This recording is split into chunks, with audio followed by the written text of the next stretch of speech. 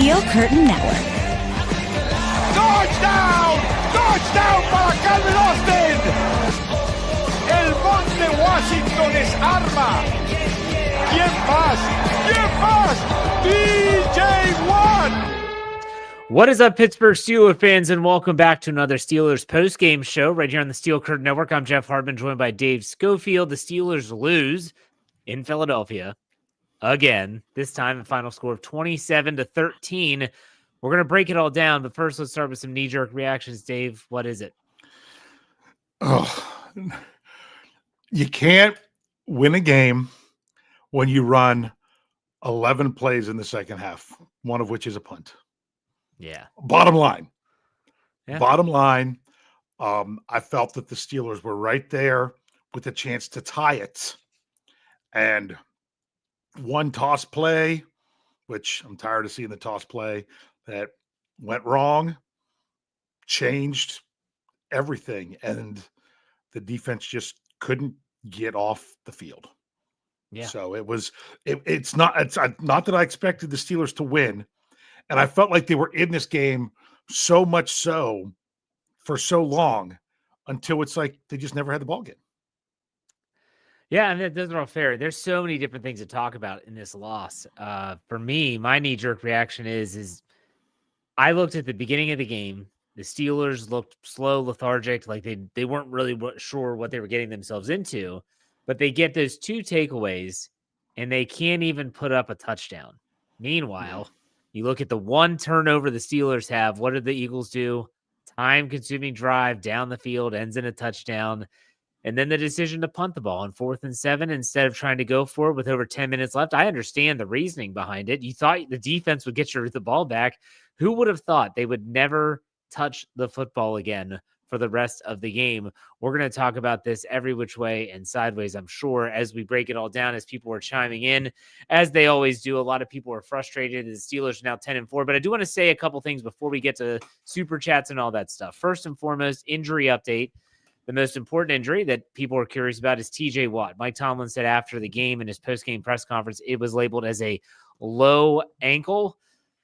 There's people online that are disputing that. We'll know more on Monday or Tuesday whenever Mike Tomlin addresses the media. Also, Dante Jackson left the game with a back injury, and he was ruled out. Justin Fields with an abdomen when he had his one play, 8-yard run, drew a flag for a late hit. He was injured on that play and was not able to return. Also, the Steelers have clinched a playoff spot. In case you didn't find out, they had two scenarios to get in. They win, they didn't. Or the Colts and the Dolphins lose, and those two things happen. So the Steelers have officially clinched a playoff spot in the AFC playoff picture. Where they end up, well, we'll wait to find out. Next week is going to be a huge week, but there's some news. Dave, any comments on the injuries or the clinching of a playoff spot? Well, the clinching the playoff spot, what's nice is that it's over. You don't have to worry about thinking about it, talking about it, stretching that out. You would like to have done it on a win. It didn't work out that way, but now you're focused on January, that everything now is getting you in the best position for January. You're going to be playing into the middle of January. It's going to happen. Now you got to put yourself in the best position for where you're there. That makes next week's game very big. So that's interesting. The injuries, it really is. I mean, first of all, Dante Jackson had a back issue last week, and they tried to say it was an illness. Now it's a back again. Yeah. I'll be honest with you. I wouldn't be shocked if the NFL looks into him because of that, because that's just kind of dumb the way that's all working out with the way they're being there. But the TJ Watt thing, let's just say this. It didn't look like that's something that's going to cost him time in January. The problem is, how much is that going to affect the Steelers putting themselves in the best position for January? Yeah, absolutely. So let me ask you this, though, Dave, before I get to super chats here. The way this game played out, 27-13 is the final score, but not really indicative to how dominant the Eagles were for the large majority of the game. Does this in any way deter you from thinking, man, the Steelers look like they are in better position to have playoff success? This is probably the best team they've played in a very long time, considering who they've had on their schedule. Does this in any way change the way you view the Steelers as legitimate contenders? Honestly, it doesn't, because this is the best team the Steelers have played all season. Yeah. It is. This is the best offensive line by far in the NFL. It's not even close. Now, and you have to beat them in their place, with them coming off a week of some reported internal strife where they really had some things they were trying to get done. You were missing some very key pieces. And in the middle of the third quarter, you were driving already in field goal range with a chance to score a touchdown and tie the game. And then it all fell apart. So as bad as the start was, and the fact that they still had a chance and were on the cusp of tying the game in the third quarter, the fact that it fell apart after that is concerning. But it also shows that if a couple things go your way, they can be right there and play with this team. So yeah. I know some people aren't going to like it because I'm bringing too much optimism after a loss, because apparently whenever this team loses, it's supposed to be because they're pathetic and they didn't do anything right and they're never going to win again and everything else right after it happens. So many of us didn't, this is what we expected. We weren't banking on a win in Philadelphia, but we knew they could win. And I'll be honest with you, even though they only ran 11 plays in the second half, even though they barely possessed the ball in the fourth quarter, yes, they punted the ball and the Eagles had it for more than 10 minutes to finish the game, which is something you would love to see the Pittsburgh Steelers do. Even with all those things, there was a chance in the second half where you're like, where it was really on the cusp of being quite the game. They just have to make those other things fit together. I got to be honest. I was actually pretty pleased with the defense. When you think about the defensive line, they got good pressure on Jalen Herz, and we'll talk about specifics as we get through the show. I was really disappointed in the offense, and I know you're missing George Pickens, and I know he's that dynamic playmaker. I was expecting something better than what we saw. I was expecting a plan that resembled, I don't know, that you're not a one-trick pony. One guy's out, you can still move the football. They didn't do that, and they didn't have a first down in the first quarter. I don't think they got their first down until the second quarter when they hit Ben Skoranek on a misdirection fake pitch, and they threw it back for like 15 yards. It was just ineptitude. And yet they were only down 4 points at halftime because you got 2 takeaways from the defense. And if the defense doesn't get those, that's the thing that scares me the most about the postseason, is that you're okay with the offense coming out sluggish, but if the Steelers don't get those 2 takeaways, this game isn't even close. I mean, I think the Eagles blow their doors off. Now, we won't know because the game played out the way the game played out, but the Steelers are walking a very fragile line, and we were hoping to see some of the 44-point Steelers offense, even though they didn't have George Pickens, some of it, something. All we got for explosive plays was that 31-yard flea flicker to Calvin Austin. That was it. I mean, Pat Fryermuth's touchdown was great. I'm not taking anything away from that, but still, I think you understand my point. Yeah. So, go ahead, Dave. Anything to say? No, but you're right. If you're going to be a team that starts that bad offensively, and it was bad. Yeah. You're right. 2 yards in the first quarter. And the only reason you had points was because of the 2 takeaways. You're exactly right. And you had to compound those. You had to put those 2 takeaways together just to get those 3 points. Now, I still think they could have had that as 7, and we'll talk about that and Coach Tomlin's frustration with that as well with the penalties honestly, if one team should have had penalties called just on them, it wasn't the team that it was called on. I mean, they should have been offsetting, but if you were going to call it on just one team, it should have been on the Eagles, not just the Steelers. That's one, but it was just that bad of offense and that taking that long to warm up the things. Will you please freaking learn the lesson to actually, do something to be ready to start the game? Because were the Steelers all set up then to come back? They were right there. But then when you have a turnover, then have a very questionable penalty kill your second drive when you're moving the football, then a penalty that honestly, I wish they would have showed it more.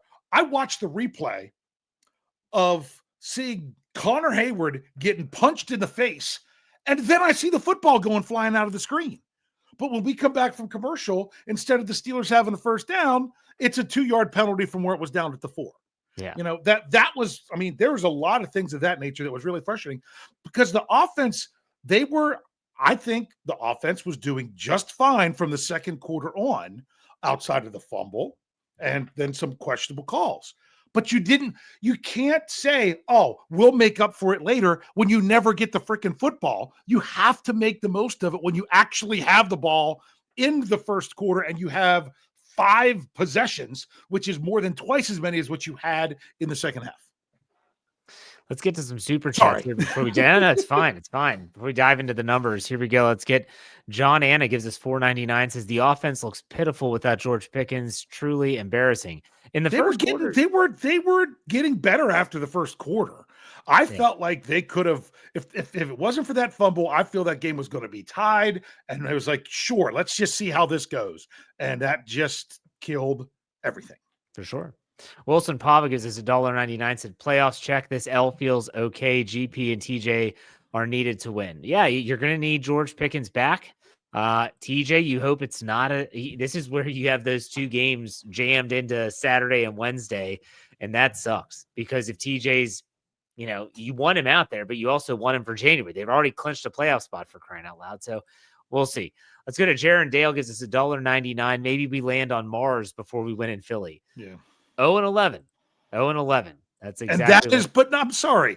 Yes, they suck in Philly, but you can't say that was the reason behind the first quarter because the offenses started way too slow all season. So yes, it felt like 2022, 2016, 2008. It felt like all of those when in the first quarter. It felt like all of those games where the Steelers just got blasted, and then they were ready to fight themselves back into it. So yeah. All right, let's go to Dude Soccer 1995 gives us $4.99. Says the only way to describe that game was frustrating and annoying. It was very frustrating and annoying. There were times it felt like I was watching a Kenny Pickett, Mitch Trubisky led offense out there, and that is frustrating and annoying. Sean Manahan gives us $5. He said, let's just get healthy. Playoffs, here we go. Thank you, Sean. We appreciate it. Hopefully they do start to see a level of health. Todd Williams, $4.99. Said, thoughts on that tripping penalty? Dave, this is one for you. Zach Frazier gets called for a personal foul, 15-yard trip. I didn't see a great television angle of it. What were your thoughts? And that's the thing. I'm going off of where they showed one replay from a certain angle. Could I see something later that would completely change my mind on this? No. Did his leg trip up the defender? It did. But to be tripping, you have to intentionally try to trip the guy. Yeah. Just because you go to the ground and the guy trips over your legs isn't a tripping penalty. Just like bullying the long snapper shouldn't be a penalty if you're coming into the gap and the guard just completely shoves you into the long snapper. That's not you going at the long snapper. That's them driving the defender into the long snapper. But the Eagles, they were all upset because they got flagged for 15 yards because they hit the head of a quarterback when he was sliding because, how can I pull up at that? Well, you know what? All those same things they were doing with the Steelers. It was things that it's not, it's kind of like the stupid call sometimes for intentional grounding. What's the first word of that penalty? Intentional. Yeah, when it's obviously not intentional and they call intentional grounding, you're wrong. He wasn't tripping him. The guy tripped over his legs. He didn't blast into the into the center or into the long snapper. He got pushed into the long snapper. It's frustrating. All right, let's go to Wilson Pava. Gives us $1.99. Said possible Super Bowl matchup. Only game like that so far. They're gonna have some more coming up. Tough games for sure. Let's go to Justin Gall. Gives us $19.99. So congrats to the Steelers on clinching a playoff spot. Annoying that TJ got injured because I counted this game as a padded practice for Saturday's game. Yeah, it is annoying that TJ Watt got injured. Let's hope and pray that it's okay and he's not going to miss a significant amount of time. We'll see. We'll see more whenever Mike Tomlin speaks again. Thank you for the tip. Dave Dixon gives us $5. Said fan DEFCON level is 0. LOL. These are the teams we got to beat in January and February. I thought we looked like pretenders. And you're not alone, Dave. There's a lot of people out there that are going to say this was the test. This was the game. If they go out and beat the Ravens, though, next week, are people really going to be up saying the same things? No, they won't be. Let's go to Bernardo Tome, who gives us, what is this? Is this a Russian dollar? 27.90. It's a ruble. I don't know. Regardless, Bernardo, thank you. You're so generous. What really? It might only be $1.50. I was gonna say 27.90 sounds like a huge tip, but it's in green and not a different color. So I think YouTube's telling us it's a. Still, thank you. Yeah. What really bugs me is how the final score was the exact difference between fumbling and potentially tying it. Hard not to blame it on Najee. Yeah, that fumble was bad, and we're going to talk about that for sure. Let's go to Vincent Guerrero, gives us $20. Thank you very much for the tip. Y'all are very generous. He said the offense has shown significant improvement this season with Russell Wilson at the helm. What are your thoughts on the team's offensive progress, and what areas do you believe killed them? Bad penalties and that turnover. So where do you think the Steelers can still see some progress, Dave, on offense? Well, okay. I'm trying to break it down because you know me, I break it down by quarters and stuff like that. Yep. So let me see if I can bring it up here. The Steelers only, they 50, rushed 56 rushing yards. Yeah. They only rushed for 5 yards in the first quarter. Okay. But how many attempts? Hold on. I think it was 8. No, it was less than that. On 4 attempts. 5 rushes on 4 attempts. Yikes. The second quarter was 29 on 8 attempts. So that's 3.6. That's getting it there a little bit. Then the third quarter was 13 on 3 attempts. That's 4.3. They were getting better rushing the ball. They just couldn't. You can't rush the ball when you don't have the ball. So if you think back to the Najee fumble, and we're slowly we're basically going through the offense as we just spout off with this. Jaylen Warren had a good run. Jaylen Warren converts a first down. Najee Harris has a big run, and they're starting to put together some chunk plays on the ground. And you're thinking, here we go. And then I don't want to hear people say, like, I get the frustrations with the toss, the pitch. That's not a play. Like, that's not the play's fault. Najee took his eyes off the football. And yet they gave Russell Wilson the fumble. How dumb is that? That's just the way that it goes. Because he never technically possessed the ball. But still, Najee Harris just took his eyes off the ball. Yes, you might say, well, just put the ball in his belly. If you take the pitch away, he doesn't fumble. I don't know. Or the guy could just catch the football and then make the move. I don't know. It's frustrating. Yeah. Russell Wilson threw 1 pass in the third quarter. A 31-yard completion. Yeah. And then they started running the football, and then they fumbled it, and that was different. No, that was the same. That was the run. There was 4 plays on that drive. It went 31-yard flea flicker. It went Jaylen Warren 6-yard run, Najee Harris 7-yard run, fumble. Gosh darn it. Russell Wilson threw 6 passes in the second half. He was 5 of 6 for 61 yards in the second half. But they had 6 passing attempts and 5 rushes. You never had the ball. Yeah. All right, we got 2 more super chats here. Tyler gives us $4.99. Says, I hate to be that guy, but I'll be that guy. Refs played a huge factor in this one. Replay needs to be used to hold the refs accountable as well. NFL officiating has been this way for a really long time, and they're not going to do anything. They're not going to do anything to change anything. I had someone hit me up on Twitter, and it's like an account based on officials and stuff. And they said that Alan Eck, who was the head official for this game, is like the most home field official in the NFL. Like he calls the most flags on the opponent, the visiting team, than anyone else. I was like, oh, that fits. Even though the Eagles had more penalties against them accepted on the day. And then let's go Steeler fan 69 always provides a dad joke.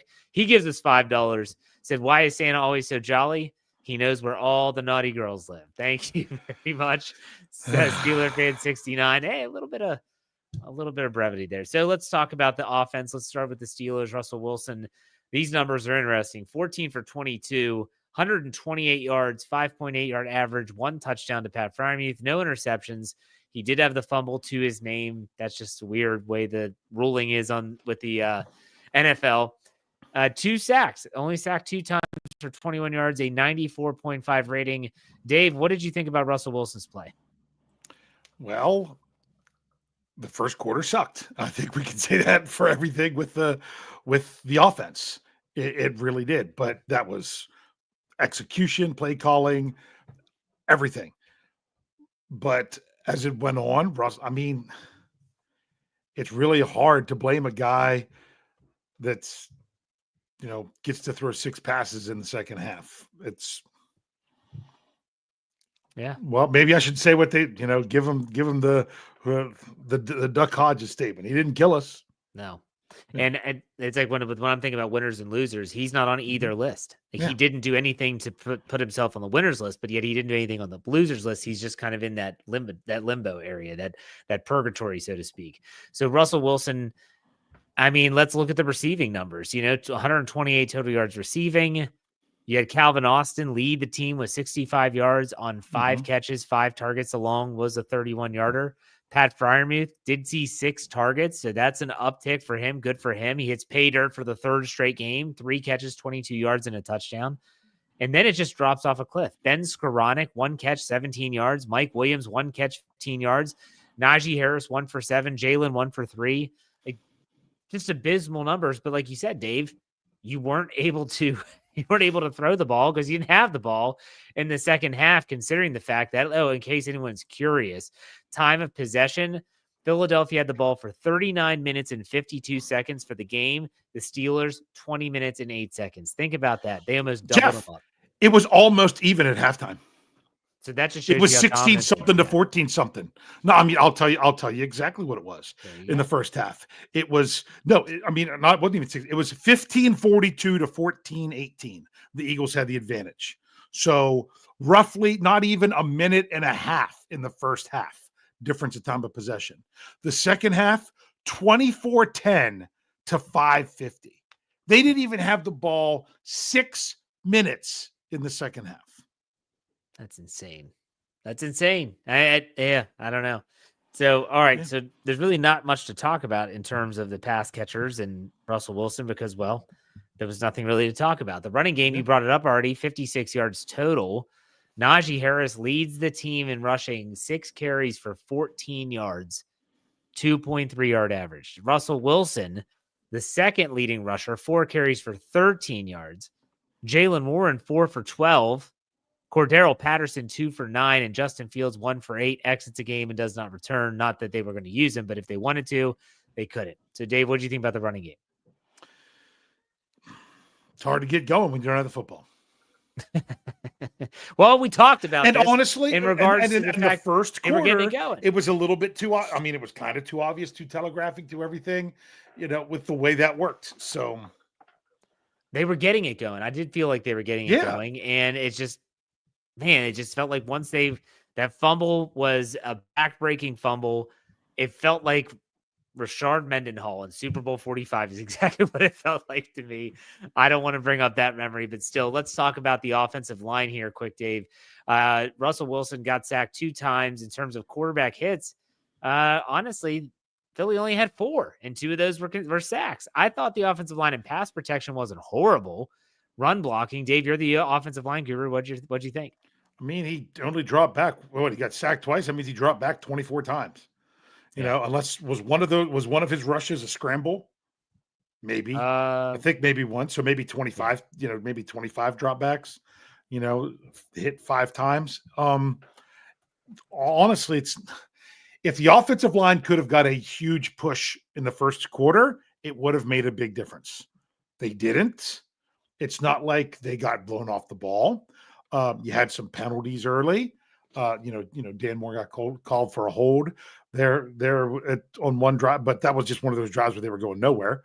The offensive line overall, once again, it was just with so much of the offense, it was just they weren't killing the Steelers. They just weren't.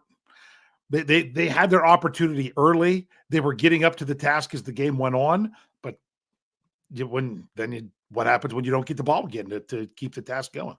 What did you think about Arthur Smith and his play calling? Their scripted plays suck.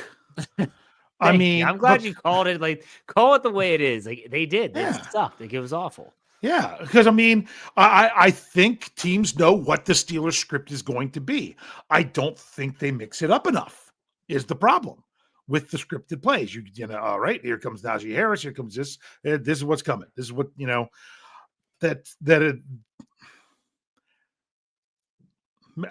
I don't know how to say it other than that. It just I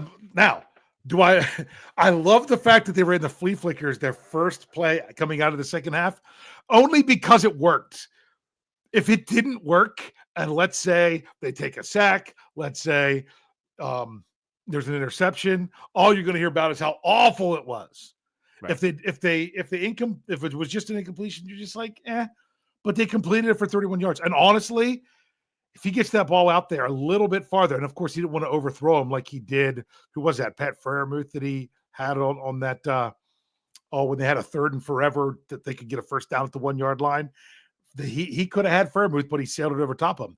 If he gets out there a little bit further on Calvin Austin, where he doesn't have to go to the ground and catch it, who knows if he could break that?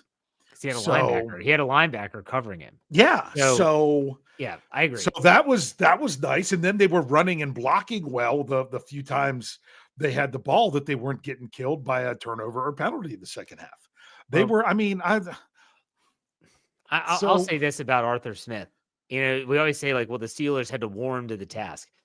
It seems like the offensive coordinator has to warm to the task too. I mean, I'm sorry that the Eagles are a really good defense and they're good from top to bottom. Like, it's not like the Ravens who have a horrible secondary, but a really good defensive front. Like, this is different. And so Arthur Smith in the first half, especially, wanted to run a lot of 2-3 tight end looks.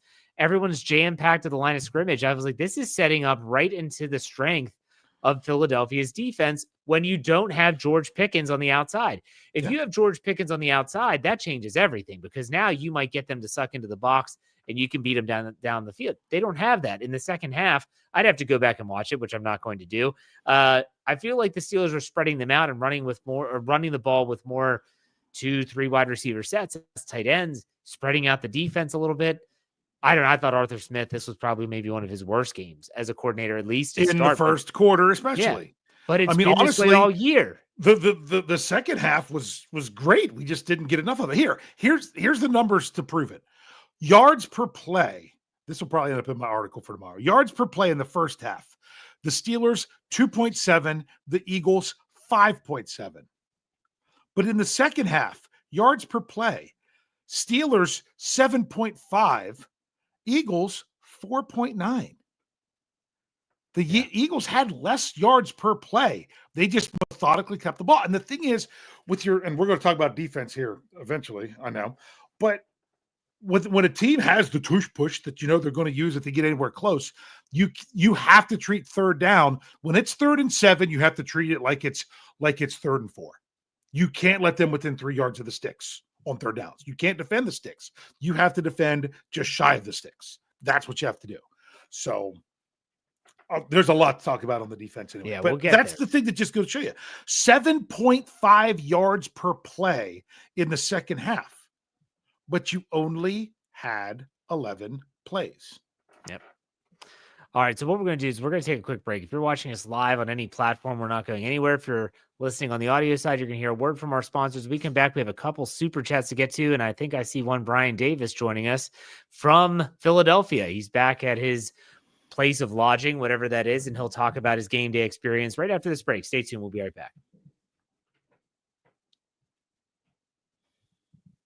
All right, Steeler fans, we are back. Welcome back to the second half. Let's bring up some super chats here. Let's start off with Andrew Palladino gives us $10. Says, can someone explain to me why we're using an aging Cordero Patterson as our running back 2 when Jaylen Warren is peaking? I feel we lose so much momentum switching back and forth between these guys. The pitch needs to go. Cordero Patterson, he didn't see the ball in terms of a running game until Najee Harris fumbled. Why they didn't go to Jaylen Warren, I have no idea. No idea at all. Thank you for the tip, though. I do appreciate it. Let's go to Brandon Diaz, gives us $1.99. Says $1 for every time a pitch play works. On to Baltimore. On to Baltimore indeed. And let's go last. John Anna gives us $4.99. Said offense 101. Have a vertical threat, horizontal threat, and the ability to attack the box. Find your leverage and attack it. I didn't see that today. Neither did I. Especially in the first quarter. Yes, thank you for the tip. All right, we welcome Bryan Davis in. What's up, Bryan? How's it going? Gentlemen, it's so good to be here. How's it going? Good. Sounds like you're coming to us from the bathroom. Your computer microphone. Let me try. I will try to fix that. I do apologize. I think I got to fear, and that might be. There we go. There he is. Back from the bathroom. All right, go ahead. There we go. It still sounds a little crazy.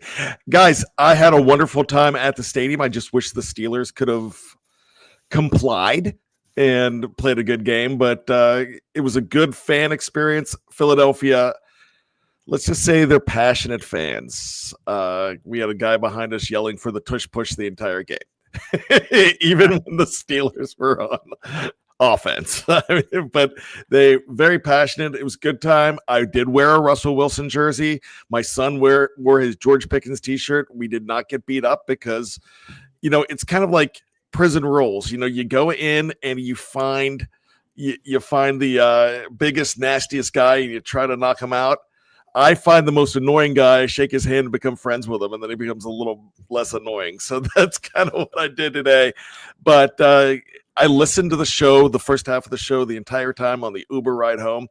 And I got to tell you, Dave, I agree completely with your assessment. Jeff, yours too. They were flat the whole game. The energy in that stadium was just absolutely amazing for the Eagles, and the Steelers just could not get it going. When they did, it seemed like there was just those crazy calls. The referees did no favors to the Steelers today. I thought the personal fouls were absolutely egregious for the most part. So with that being said, it was a good experience, but a bad Steeler experience. Yeah. I mean, Bryan, you're there kind of on a pseudo vacation. You don't have to stay for the whole show if you don't want to, but that's fine. This is my gig. All right. Let's talk about the Steelers defense now. Jalen Herz, everyone was talking about how he got to slow down Saquon Barkley. We'll get to him in a second, but Jalen Herz finishes 25 of 32, 290 yards, a 9.1 yard average, 2 touchdowns. He did have a rushing touchdown as well. No interceptions. He did have a fumble, was sacked 3 times for a quarterback rating of 125.3. Dave, what do you think about Jalen Herz and the Steelers defense trying to contain him? Yeah, well, they found a way to get to him there especially in the second quarter. That was really coming along, and I thought that the tide was changing at that point. But my goodness, it just didn't happen after that. Part of me wants to almost look at, they how many sacks? I mean, they had 3 sacks, right? Yes. They only had 2 quarterback hits in the second half. Yeah, 5 total for the game. Yeah, 2 in the second half. But look at how many plays they ran in the second half. So my goodness, they passed 19 times, and that doesn't even account all the times that he just dropped back and then ran.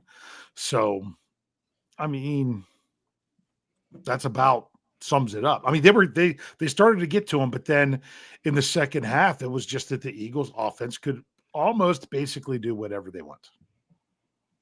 Yeah, and I think that when you look at this game in terms of Jalen Herz, they are a tough team to defend because, you can only rush it. It's like Lamar Jackson. It's a super mobile quarterback where you can't just all out go. It's not like Jameis Winston or Joe Burrow even. He's tough to defend. And the Eagles definitely had some interesting wrinkles in their game plan. Bryan, what about you? What did you see from in stadium? Yeah, so if we're talking about the pass rush, they did not in the second half, like Dave said, get to Jalen Herz whatsoever. It was kind of disappointing. I felt that Jalen Herz was just magical out there. Just watching him in person is just like he really was not feeling any heat that entire second half. And when he did find heat, he was able to get it away. And that tight end, number 81, is running down the field, or it was just just the entire experience for the Steelers defense was tough because there was no Deshaun Elliott. That changed a lot of things. But I will tell you, Devontae Smith was on fire. He looked even better than A.J. Brown did in that game. Yeah. And a lot of that is based on the fact that they were trying to take A.J. Brown away, and they left him with single coverage. Dante Jackson leaves, James Pierre comes in, and they're just mixing and matching. It just seemed like the Eagles had to pick your poison. Hey, whichever way you want to die, just pick which way. The one way that they didn't, though, the Steelers actually corralled Saquon Barkley. Interestingly enough, Saquon Barkley sat most of the second quarter. On television, they were assuming it was an injury. Sirianni refused to say that it was an injury coming out of halftime. Saquon Barkley does return. He ends up with 19 carries for 65 yards, a 3.4-yard average. Jalen Herz has 45 yards on 15 carries. As a team, they rushed for 131 yards on 42 carries. Not bad for a team that's averaging 190 a game. Dave, what do you think about the run defense? Well, compared to what the Eagles had been doing, that's a pretty low total for the Eagles. You said again it was 131. Yes, that's the under of what you did on Thursday. That's right.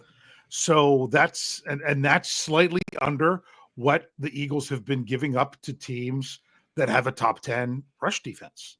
So the Steelers, they didn't let them just run crazy, but I think the Eagles were like, hey, this is a good run defense. We're going to make sure that we can pass the ball and pass it early. And they did. And so the run defense, the problem was when a team will go for it on fourth down and everything, as I was saying before, that you can, that 3.1 average, that's if a team's going to come up and tush push it. I mean, if you get 3 yards, tush push, first down. And that's why the Eagles were able to hold on to the ball for more than 10 minutes to end the game and run 16 plays. I mean, my goodness, their last 3 possessions, their 3 second half possessions, that's all they had. 13 plays, 16 plays. They weren't breaking anything big, anything huge outside of a 20-yard completion when the Steelers turned it. Was that in the second half when they turned down to make it 1st and 30 and then they gave up the 20-yard pass? Yep, I think so. That was in the second half. But I mean, they, other than a couple plays like that, they were just, which was more when the Steelers were holding them back. They were getting to the sticks. They were getting first downs like crazy. I mean, right, they had 15 first downs in the second half in 3 drives. So they were just it's not like they were getting huge chunk plays often. They were just methodically doing enough constantly. Brian, thoughts on the run defense? I didn't like how much they were giving up to Kenneth Gainwell. Actually, even when Saquon was not doing his job, Gainwell seemed to be doing some very important things and catching the ball out of the backfield as well. The rush defense, they probably gave fits to fantasy owners of Saquon Barkley, but I thought Saquon Barkley in that fourth quarter was helping control that whole thing anyways. So I'm really not finding a silver lining in the rush defense in this game, because if they needed to slash them more, they would have. Well, I'll tell you this. The tackling for the Steelers was awful. I thought it was one of their worst tackling performances of the season. Mike Tomlin kind of alluded to that in his post-game press conference and said, we have to tackle better. I mean, you saw a couple guys, Dante Jackson and Patrick Queen especially. I mean, they could pick up their jock straps at the counter after the game because they just got juked right out of it. It was awful. You're looking at, there are times where the Steelers play to the sticks and they say we got to tackle the catch, and they did not do that. Dave, any thoughts on the tackling before we go to the receiving core of the Eagles? Yeah, and the Steelers were actually one of the better tackling teams, believe it or not, coming into this, although Steelers Does fans... PFF keep missed tackles? They do. Okay.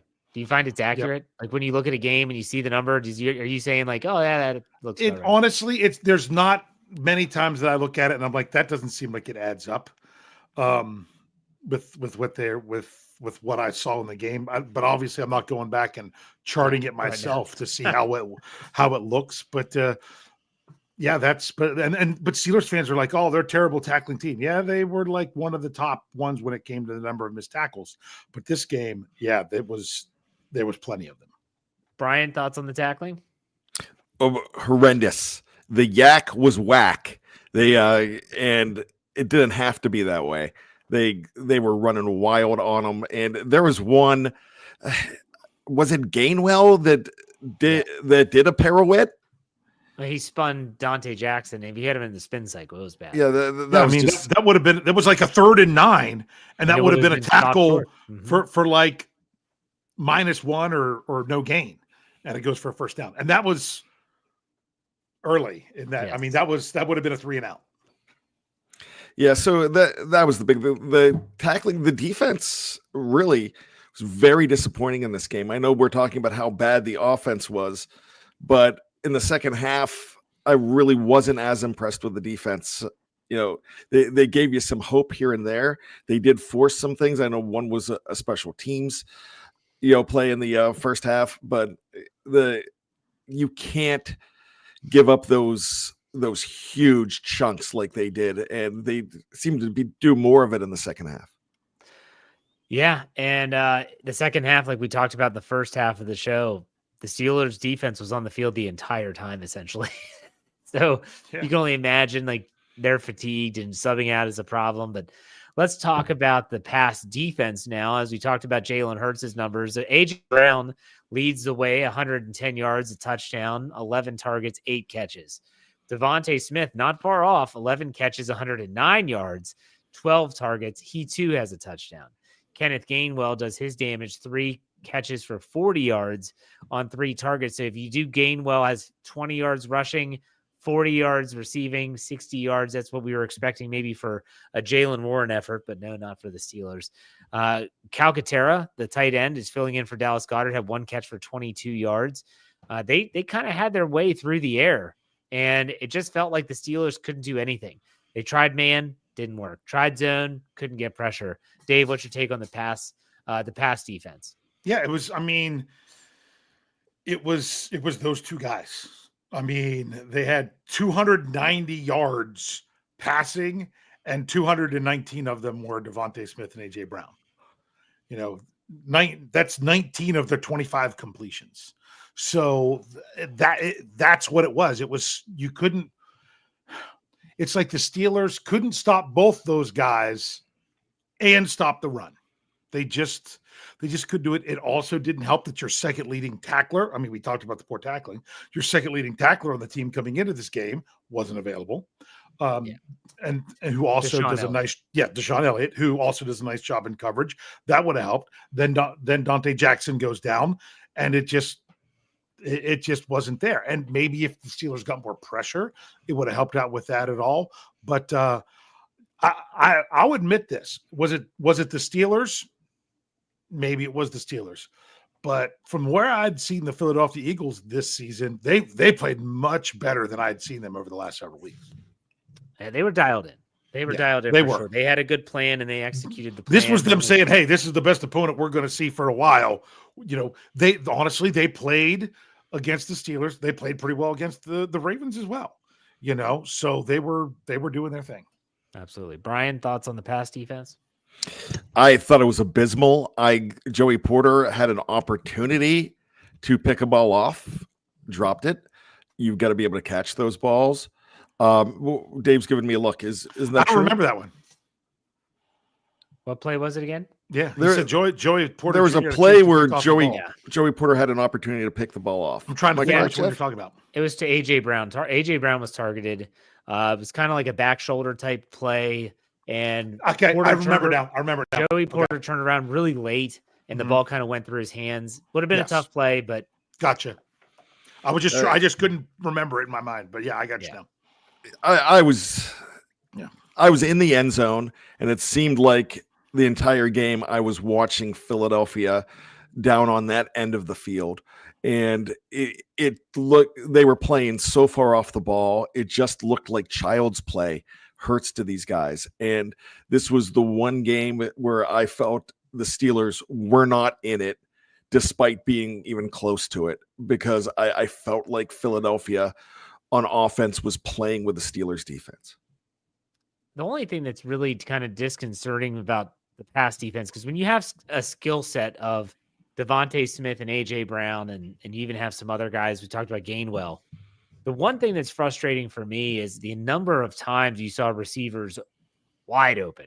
I'm talking blown coverage or zone schemes aren't being covered properly, and you're like, well, who the hell's covering that guy? Devontae Smith across the middle of the field, and no one's in trail position. No one's coming to pick him up. It's a catch and run for big time yardage. You're thinking this is really late in the season to be having these type of issues. But nonetheless, you hope that it gets rectified. You mentioned Deshaun Elliott not being in there. Dante Jackson leaves. I'm assuming like if Dante Jackson's even questionable, you would think Corey Trice has to get a helmet next week. But the question, like we always say, for who? Because honestly, this week I thought he might because of having an open spot in the secondary. But the Steelers decided that they wanted to have last week they skimped on a defensive lineman and then one got hurt. So they wanted to have Lowry and Adams and Loudermilk. So that, they wanted to have 5, which I get. But they're insisting on having 5 outside linebackers and 5 inside linebackers just for special teams. You're talking about Jeremiah Moon, Tyler Medikevich, and Mark Robinson, who did have a forced fumble on special teams today. So I'm not going to complain about that. But you're giving up 3 spots to those guys who aren't contributing on defense, in order to not have Corey Trice out there. Because you might not have him for special teams as much, but what happens when you actually need him in the secondary? So that's something they're going to have to really consider going down the stretch. Absolutely. Any other final thoughts, Brian, on the defense? Just abysmal. Yeah. Past the Dave? Pepto-Bismol. Dave, any final thoughts on the defense? I might be in the minority here, so it'll be interesting to see how he grades out. But I didn't think Joey Porter Jr. was that bad today. I'm not saying that he was great, but I felt like there was more issues with Dante Jackson before he got injured. But when he went out, what I think hurt is no Deshaun Elliott isn't just about one player. Because you then you shifted around all your safeties. Minka went into the Deshaun Elliott role, right? And then you're having KZ/Sutton in what would have been the Minka role, and often both guys out there at the same time when you're talking dime. And then you're having to bring in, James Pierre to be your other corner that they're going to go at. It just, the whole secondary seemed out of place. Because it was. Not to mention when KZ did leave the game with a shoulder injury, but was able to return. Yeah. So that was that didn't help. That was a hard hit between those two guys too. Yeah, he and Saquon Barkley. But he's a little guy. He's going to get the worst of that more often than not. Let's get some super chats here. Sean Manahan gives us $5. Says, despite the quote unquote gauntlet, Steelers easily in the playoffs. I'm just thankful that it's not a waiting game this year. Like they've punched their ticket. They are in. I know in the past years it's been week 17, week 18. What needs to happen? Will they get the help? Will they win the big game? Okay, they're in. Now, I know that's not the end game. We know that the goal is postseason success, but at least they're in the postseason with 3 games to play. Tyler W gives us $5. Said Steelers got out-Steelered by a true contender and nowhere they stand. Not up to that Super Bowl level today. Maybe can't be without some wide receivers like Brown and Devontae Adams. So we'll see. Thanks for the tip. $5. Appreciate it. And then Cass gives us $4.99. Says rough game, but if there was one to lose, it was this one. Here's to a clinch playoff berth. Thank you for the tip. Brian, didn't get your take on the clinch playoff berth. What are your thoughts? Yay, but we already counted on that. I'm thrilled for it, but the most important thing is seeding in those playoffs. You don't want to be going up against a number 5 seed. You still want to be in a position where you've got to go ahead and get that not number 1 seed. Excuse me, that's not going to happen now. But you want to go ahead and get that division title, so you get that home game, and things will change. So I'll talk more about that in my final thoughts, but I'm happy that you don't have to worry about the clinch playoff spot, but it's not good enough. You don't want to drop games and become a wild card team when you have a chance to be a home team. Yeah. And I do want to add that you don't want to look ahead, but we're fans. We can look ahead. TJ Watt has that lower ankle injury. However that is, we'll see what the future holds for him. Patrick Mahomes also suffered an ankle injury today in their win over Cleveland. And so that could have he's week to week already. And so if he misses their game this is Saturday, a hot ankle sprain. Right. He has a game Saturday against Houston. Then they have to come to Pittsburgh on Wednesday. Who knows? Who the hell knows what's going to happen? Those are two big name players, two very impactful players for those two prospective teams that are going to meet in 10 days. So we'll see. Brian, I do have to ask you, what was it like? Were you sitting next to Coach KT Smith the entire game? Not the entire game. He came down in the second half and sat next to me. Okay. And it was great. It was hard to hear his analysis, but the thing is, he was giving analysis on some things. That's what is so great about being next to Kevin. And I would say, I can't believe that. He goes, well, you see, and he would go into Coach Smith mode, and it was just a clinic there in the stands, and it was so cool. But he said as soon as they ran that play to Najee, that it made him nervous, and next thing you know, the ball's on the ground. But it was hard to hear him because they were yelling so loud. But he defended the call on Montrevious Adams. He said the fact you can't do that, the center is protected in that situation. Now, and that's why they made that call. I don't know if you were here when I heard it. The thing that they showed on TV was he was not going at the long snapper. He was shooting the gap, and the guard just completely stepped over and just leveled him into the long snapper. It was the Eagles guard that just shoved him completely into the long snapper. And that's what you don't see in stadium. I tell you what, their use of replays was horrible. There's hardly any replays in this game, so I have a lot to look back. I have heard how bad the penalties were on Austin and on that one when they were close to the goal line.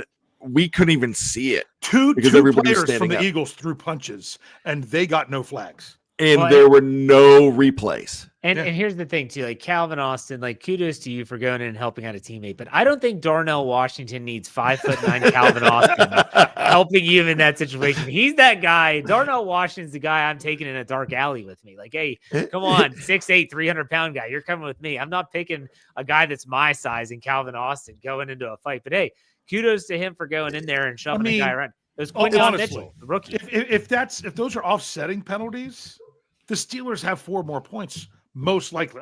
Granted, the offense. That could be a hasty assumption. but did you see where they ended up on that play? They had just gained because the play counted. Najee Harris had a decent run on that because remember he had to do the whole leaping thing down there. So I'm trying to figure out exactly where they would have been.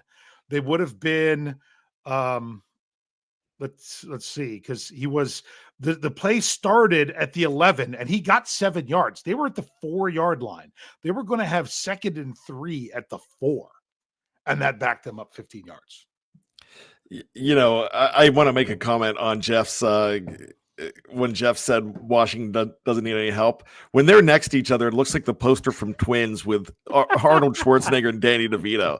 It is such disparity. Yeah. That's hysterical. Yeah, no, it was. Yeah, when I saw, I was like, wait a second, someone came in and shoved somebody, and I'm watching the game. I'm like, oh my gosh, Calvin Austin is coming in there. I was like, who is getting in the scuffle? I'm like, Darnell Washington doesn't need help. Get out of there. Yeah. If Broderick Jones came running in, I get it because he's another big human being. Calvin Austin is not a big human being. It's like Mike Dachshund trying to attack a pit bull. Yeah, seriously. Yeah. But and what's really funny is to hear the fans in the stadium booing over a quarterback getting hit in the head during a slide like it shouldn't have been called. Which is pretty ignorant of I will say that the late slide is tough. Like, well, I mean, you're neutering it's only a late compared to where the guy is. I mean, but honestly, it doesn't matter if it was a late slide, early slide, or no slide. You can't hit him in the head. That's the only reason it sucked for the defender because of that. But anytime they get hit in the head, it's going to be a penalty. It happens to everybody. Yeah. All right. Well, this is a game to forget, but we're going to do some final thoughts here to wrap up the show. Dave, I'll let you go first. Final thoughts. Okay. People probably aren't going to like this, but I'm going to say this because we really had some big time naysayers in there. We're an hour into the show. The game has been done an hour and a half? About that. Calm the crap down. Okay. Calm down. This game is not, they weren't playing it the second weekend in January. Oh, there we go. One more playoff, one and done in the playoffs because it was one game against a very good team, a team that now, I mean, you can't say any team has been playing better than the Philadelphia Eagles. Now they've won 10 games in a row. I mean, the Lions took one on the chin today, giving up as many points as what they did. So I mean, the Eagles are basically sitting there to be the 1 seed in the NFC. You can't say it wasn't a good team. Kudos to them. They're really good. All right. And the Steelers had some things get away from them, or else, man, I would have loved to have seen how this game plays out if Najee Harris doesn't fumble. I'm not saying the Steelers would have won, but that would have been a really fun, exciting game down the stretch if the Steelers get 3 there, potentially 7, and how that plays out from that point on. But that's not the game that happened. And oh well. But you know what? A team's not going to win by the same amount every time they play. You see that all the time in the NFL. Calm down. There's plenty of things to learn from this game. There are plenty of things to build on from this game. And there is no sweeping declaration of exactly what's happening with the rest of the Pittsburgh Steelers 2024 season based simply on this game. Because don't be as bad as the worst Steelers reporter that I can't believe that she still has a job and says, so Coach Tomlin, are you concerned about this snowballing into the next 2 games? And he basically wanted to tell her to shut the F up, but he can't get away with that. It's Brooke Pryor of ESPN. Like, she doesn't listen to our show. She should not have a job. Kansas City ran her out of there. I don't understand how Pittsburgh hasn't run her out of there. I'm not going to talk about the only reason that she has a job because it's just not right. But I mean, don't be like her. She's awful enough. Don't be like her, everyone else. Yes, it was terrible. It's extremely frustrating. The biggest thing you should be concerned about in this game is how bad the Steelers offense was in the first quarter. That's the biggest takeaway. And I mean, I'm not an anti-Coach Tomlin person. You all know this. People are already saying this shows how he should be fired. Shut up. You're stupid. Okay. But from this one game, come on. But if he's getting his hand into the opening script, then he needs to get his hand out of the opening script, because the opening script, once Coach Smith is calling plays as the game's progressing and adjusting to things, he does a great job. It's whatever's going into that opening script and whoever else might have their hands on it. As far as I'm concerned, don't even have one if that's a problem. Just go on the fly and just get out there and call it, because that's been a problem. All right. Brian, do your final thoughts. Eagles were a very good team, like you post said. I mean, they really are. And when I watched that game, we talked about how this game is going to be won in the trenches. That Eagles defensive line, phenomenal. That Eagles offensive line, fantastic. But I'm the kind of guy that watches movies, and I'm the kind of guy that looks at this, and I think the rematch is going to be so much different if it would happen. And especially if it does happen, it's on a neutral field. It's in a dome in New Orleans. And I think that's a much different situation. I'm not counting my chickens. I'm not saying that's going to happen. Buffalo looks amazing too. I mean, you got to get through Baltimore, and the Steelers will get up for a Baltimore game a whole lot better than they are for this game. They do well in Baltimore. The streak meant nothing to the Steelers. All that all that nonsense is stuff that we talk about. But when you look at this as a whole, they got a bad game out of their system. And I really feel they did, because the other games that they lost, they were at least in at one point. And I know the Steelers were in at a point in this game, but being in stadium, it just didn't feel like it. It really didn't. So I'm excited what's going to happen with this team. Teams lose. The 1979 Steelers, 12-4. Right now the Steelers have an opportunity to be 13-4, and I like their chances, especially if you're playing Carson Wentz on Christmas. So good King Wentz-a not is what I'm looking for on Christmas Day instead of Mahomes. You can take the man out of Maryland, but you can't take the bad jokes out of Bryan Davis. I will say this. I will say this. We got an Eagles fan chirping in the live chat, and that's fine. Y'all win. But I will say that this is not about the Eagles. This is about the Steelers. This is about the Steelers moving forward. I'm going to expound on this more on Let's Ride tomorrow morning. So check that out. But this is now a 1-game season. The Steelers have to turn the page so freaking quick that it's like, you know what? We got a game on Saturday. And I've always said this, and when I coached, no, it wasn't the NFL and it wasn't even football. When I was a varsity coach for 13 years, you lose a big game and you got another big game coming up. It's really easy to just say, okay, scrap it. Scrap it. Now's the new target. This is the biggest game. And we knew that coming into this game. We all said the same thing. This is the game, the Baltimore Ravens on a short week, Saturday. This is the game. So it's Ravens week now, folks. So we as fans turn the page. We hope that you check us out at Steel Curtain Network every step of the way. SteelCurtainNetwork.com. I'll say that again, SteelCurtainNetwork.com. Make sure you check out that website. We have a lot of great content coming your way. Also, make sure you check out all of our podcasts. I mentioned Let's Ride. You'll have Dave Schofield on Pittsburgh Standard Time this week. You'll also have Dave on the Mike Tomlin press conference recap. Whenever that happens, we'll have to let you know if it's Monday or Tuesday.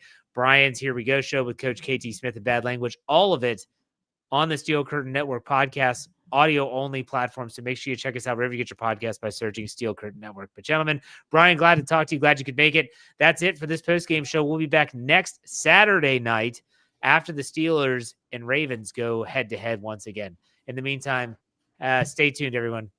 We'll see you next time.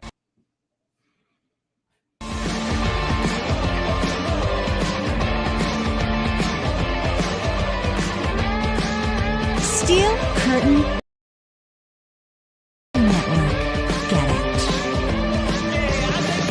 Get it. Everybody else gets a little tight.